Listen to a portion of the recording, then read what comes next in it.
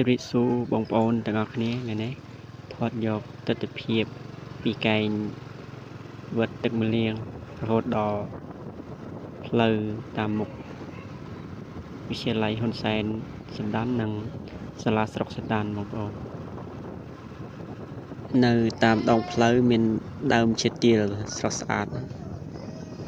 ឈើទាលនឹងធំបងប្អូនថ្ងៃលិចចែកចាំងពីលិចនៅមុខរង្វង់មូលគូស្ពានសណ្ដានថ្ងៃចាំងពីលិចមកបាទថ្ងៃចាំងចំព្រះនរាយណ៍នឹងកែងរង្វង់មូលគូស្ពានសណ្ដានយើងនេះទេសភាពពីលើស្ពានសណ្ដានទឹកស្ទឹងសែនយើងសូមអរគុណច្រើនសម្រាប់ការតាមដានវីដេអូរបស់ខ្ញុំបាទសូមអរគុណ